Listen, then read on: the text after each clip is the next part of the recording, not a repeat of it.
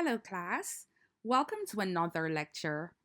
This week, we're going to walk through how to create a social media page for your environmental cause, one that connects with the right people on the right platform and in the right way. Before choosing a platform or designing a post, you should get clear on your mission. Over the last week or so, you've been working with your group to decide on your SMART objectives and who your audience is. So by now, you should have a good idea about the cause that you will be addressing with your campaign. Now, are you planning to fight plastic pollution, promote sustainable fashion, restore urban green spaces? This clarity will guide every content decision that follows. It's critical that your campaign reflects your audience's realities. Think about their age, location, interests, and online behavior. What motivates them to share, to act, or care? The more specific you are, the more effective your strategy will be. Now, each platform attracts a different audience and support different types of content. It's important to match your audience's habits with the right space. For example, TikTok is great for Gen Z humor and trends, while LinkedIn is better for policy based or professional appeals. Additionally, your name and visuals should instantly communicate what you're about. Use a consistent voice and style. Make sure your bio clearly explains your mission and encourages visitors to take action or to follow. Once you've created your page, your earliest post should show what you stand for and why it matters. Use a mix of formats to keep things fresh. Short videos, facts, memes, infographics are great.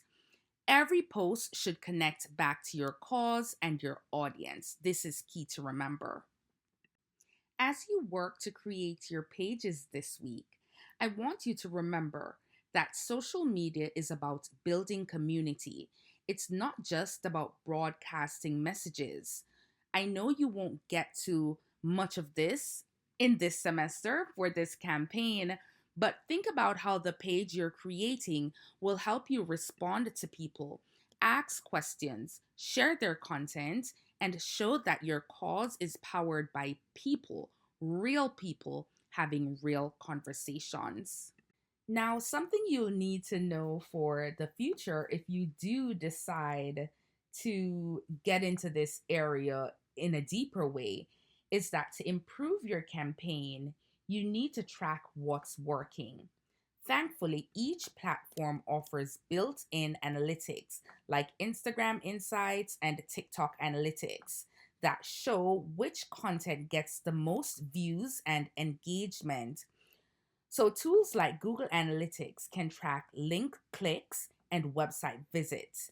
These free tools will help you adjust your strategy based on real time data, not guesswork. And in addition to the free tools, there are several paid tools that organizations do rely on as well.